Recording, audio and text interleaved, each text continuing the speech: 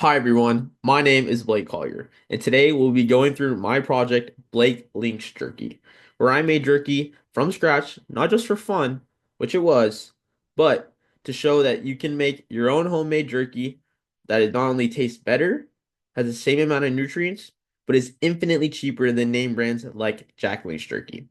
I hope that by the end of this presentation, you'll agree that I gave Jack Link's a run for its money. First off, we need to talk about the benefits of eating jerky. It has many nutrients that are important for our health. For example, iron. Iron is extremely important for red blood cell production as well as oxygen transport. It also contains a lot of zinc, which helps support our immune system, our healing process, as well as our metabolism. Jerky also contains many B vitamins, such as B12, and what these do is help with our energy production as well as our brain function. On top of this, beef jerky is perfect for low carb or keto diets that many of us are trying to go on, like myself. By eating beef jerky, we're helping regulate our blood sugar levels and avoid energy crashes throughout the day. However, by far the best benefit of eating jerky is that it's a extremely good source of protein. For example, about every ounce of beef jerky eaten contains 9 grams of protein. Just to give you an idea, these chemically made, horribly tasting protein bars that many of us eat on the daily contain about half as much. However, we need to talk about why it's important to eat protein and why you should continue to eat beef jerky, or do if you do not.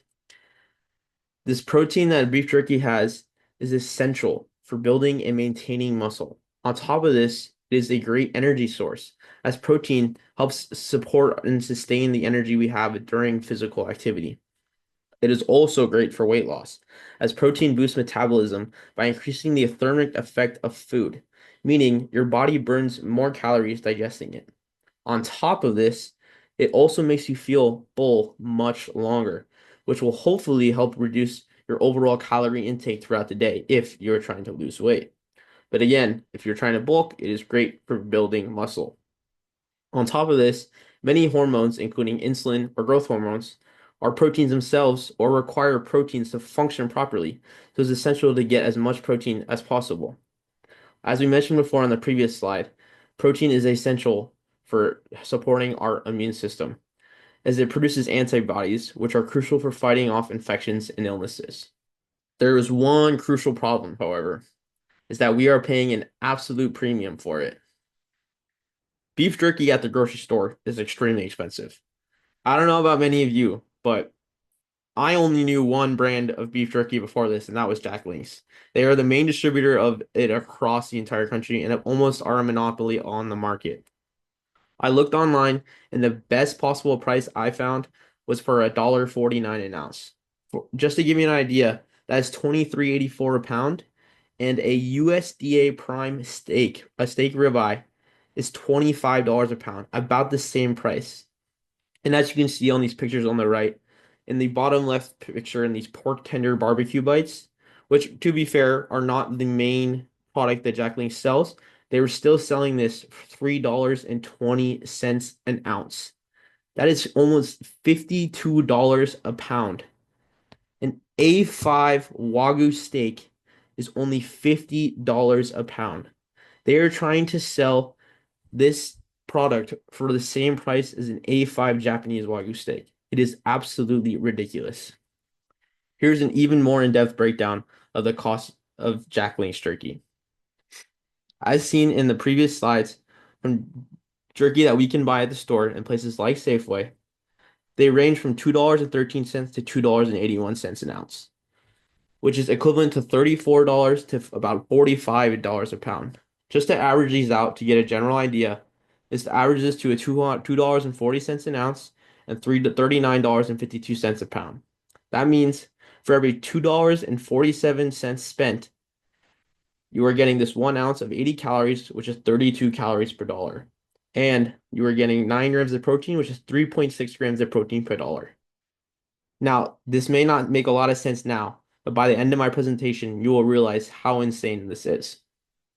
The truth behind the price of jerky is ridiculous. Here's the kicker. Jerky, if not all the time, is always made with the cheapest cuts of meat. as the whole point of eating jerky is that it's extremely lean, it has very to little fat. But what makes meat like Wagyu and USDA Prime so expensive is that it has a lot of fat and great marbleization, which adds flavor to the meat. But jerky is made 99% of the time with cuts like eye of round or top round, which are 93% lean and are only $8.50 a pound. In comparison to the Jack Links that we were looking at earlier, that was $39 a pound. This is 78.52% cheaper. Now, I understand that we are not factoring in the process of making the food or all the other ingredients that come to the flavor, but it still shows how much cheaper this homemade beef jerky can be. Now, let's get into how to make homemade beef jerky. The first thing that we need to know is dehydration. Unlike many other meats, where we're cooking it on a pan at extremely high heat or in the oven at 350 to 400 degrees, jerky needs to be cooked at extremely low temperatures, as this raw beef contains about 60 to 75% water. So we need to dehydrate the beef and suck out all the moisture within the raw meat. Dehydration uses low heat and airflow, which gradually evaporates the moisture. What this does is help kill the bacteria within the raw meat. By maintaining a steady heat of around 150 to 160 degrees, it helps ensure that all the harmful material is killed off very early in this cooking process. It is also important that we have steady airflow, as it helps carry moisture away from the meat, which speeds up the drying process, but also helps prevent mold from forming. As many of you may know, jerky has an extremely long shelf life and can last weeks or even months if stored properly. The reason being is by dehydrating the meat, we're getting rid of a lot of the water, which prevents bacteria, mold, or yeast from growing within the meat. Dehydration itself is not the cheapest process, however, as there's only three main ways of doing this. The first one being a smoker. While smokers are extremely versatile and can be used to make many other meats in great fashion, it is extremely expensive, as you can see. So this is not the method I took, but if you have a smoker, please feel free to use it, as it can reach these sub 200 temperatures that we are looking for. But again, it is extremely expensive, so it's not the route I went. Another way of dehydrating is by using an oven. Now, many ovens that you have in your home will not have this low temperature setting. However, some convention ovens like the Breville Smart Oven Air Fryer Pro does have this setting and can reach these low temperatures. But again, it is extremely expensive. It is not the route that I took or may recommend to another college student like yourself. So, the best option for me and for you is just a simple plain dehydrator. I found this Elite Gourmet Food Dehydrator on Amazon for only $40. It was extremely highly rated at almost 8,000 ratings of 4.4 stars. And after using it myself for the past 3 weeks, it works extremely well, and I highly recommend this exact model. Now, if you don't want to buy it just for jerky, and you feel $40 may still be too steep, there are many things you can use with the dehydrator. You can make other forms of jerky like pork or different styles, but you can also make dried fruit like banana chips and other things like that, or even fruit leather like your homemade fruit roll-ups. It is extremely versatile and I highly recommend.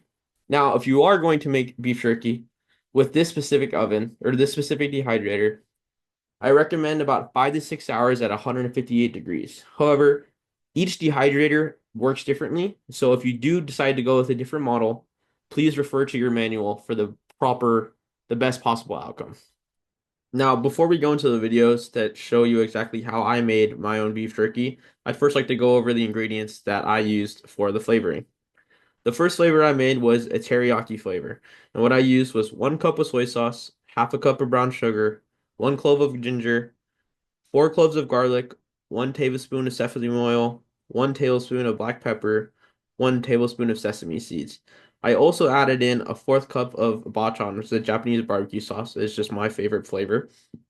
I also added in 2 tablespoons of chili flakes to make it a little bit more spicy, as well as about a quarter cup of honey to make it a little bit thicker. Now, the other flavor I made was a spicy tangy barbecue sauce.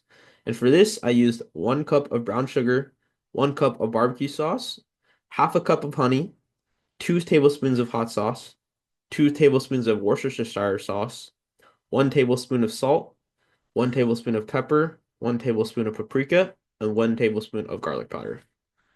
It's officially time for what everyone's been waiting for, and that's to actually make the jerky. First things first, we're going to want to cut off all the excess fat, as we of course want our jerky to be very lean. Once this fat's been removed, you will see a bit of a silver skin under it, and we're going to want to remove that because it won't render down during cooking and will make our jerky very chewy. Once our jerky is all trimmed up, we now have the decision to make of whether to cut with the grain, as seen here, or we can cut against the grain, as seen right here. Cutting with the grain will make for a little bit of longer and more chewy pieces of jerky, and cutting against will make it much shorter and very tender. I'm going to first cut it in half so I can make one batch of teriyaki and one batch of barbecue. Me personally, I prefer a much tender piece of jerky, so I decided to cut against the grain. And I also cut within 1/4 inch slices. I feel this is the best to not make it not too crispy but not too chewy pieces of jerky. If you're having trouble cutting here, a tip that you can use is to put the meat in the freezer for about 30 minutes and it makes it a lot easier. Once this was done, I was ready to put the meat aside and make the marinades.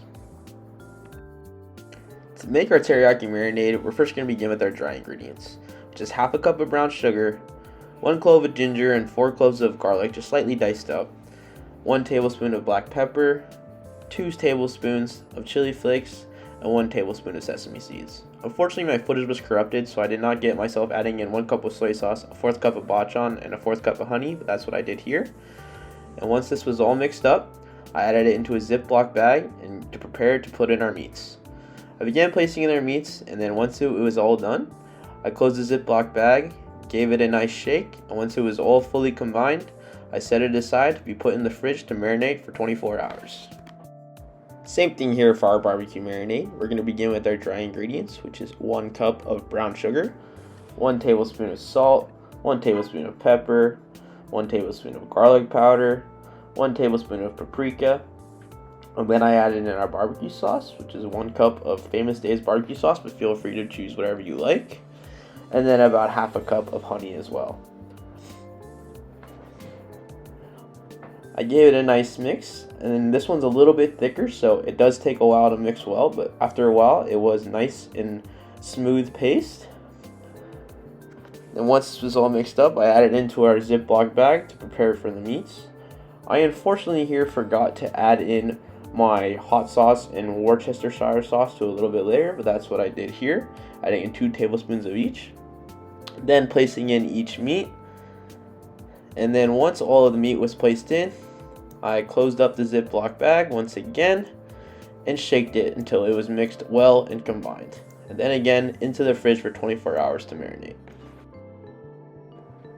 After about 24 hours, once our marinade had fully settled in, I began lining each layer of the dehydrator with pieces of jerky, beginning with our barbecue marinade at the bottom, so I reached all the way to the top to the 5th layer with our teriyaki marinade. Once all pieces of meat have been placed in, I turned on our dehydrator to 158 degrees and let it sit for about 5 hours. After 5 hours, our jerky was fully cooked and it came out wonderful. Each piece was extremely tender to the touch and was perfectly cooked. I then placed all the jerky into Ziploc bags and then into my fridge where they could last for up to 2 months. However, they were all eaten within the next few days.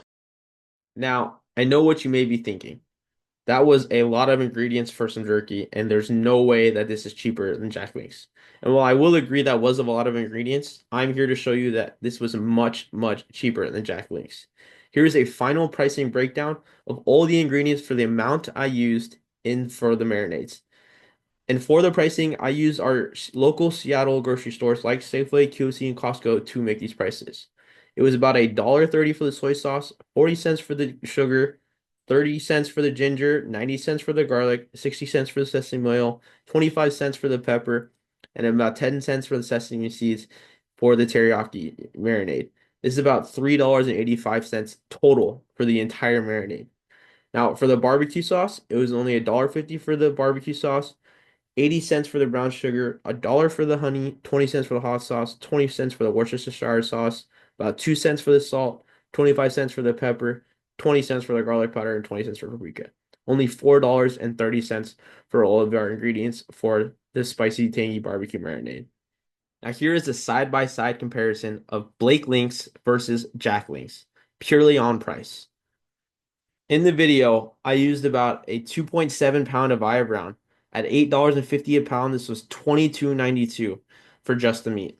Adding in the cost of the ingredients for both the marinades at $3.85 and $4.37, it was $8.22 for both, making my grand total for both my meat and all of the ingredients for my marinade was $31.14. Now keep in mind that's for all of my ingredients for 2.7 pounds of meat. Remember that Jack Links was charging $39 a pound for their meat. Now, giving the breakdown, I my per pound cost was $11.53 per pound. And at an ounce per ounce, that's 72 cents an ounce. Jack Links was charging $2.47 an ounce, making the homemade Blake Links 71% cheaper than Jack Links. Not only is homemade jerky extremely cheaper than Jack Links, but the nutrients per dollar is also in a landslide favor for homemade jerky. By doing some research, I added about 21 calories per ounce to account for the marinade on the jerky, bringing the total calories to 80, which is the same as Jack Links. Now, for the homemade jerky at 72 cents an ounce, we're getting 111.11 calories per dollar. And for protein, we may be lacking about 1 gram of protein per ounce from Jack Links, but we are getting 11.11 grams of protein per dollar. If you do recall, Jack Links was 32 calories per dollar and 3.6 grams of protein per dollar. By making homemade jerky, we have a 247.2% increase in calories per dollar and a 208.6% increase in grams of protein per dollar. 247% and 208%. I think this is a for sure win for Blake Links. Making my own homemade jerky was an absolute blast, and I would do it again and have done it again many times. The process I'm showing you here was only my first time doing it, and it worked perfectly, and I've now done it 3 times since. I am almost addicted to my dehydrator and will continue to use this, and have definitely gotten my $40 worth out of this machine. But not only was this much cheaper than buying my own Jack Links week after week, but I can say with conviction that it tasted infinitely better. And all of my friends and roommates that tried it could agree that they much liked it way more than Jack Links. The only thing I would say is the barbecue marinade, maybe because it was a thicker sauce than the teriyaki, it always comes out a little bit more tender than the teriyaki as it's a bit more chewy. So I believe the thicker sauce may add in some more moisture and make it stay more tender as it goes through the cooking process. However, I would definitely say to keep your dehydrator at least 4 hours at 158 degrees. And then about every 30 minutes, check on the texture of the meat to see what your liking may be and take it out whenever you feel ready.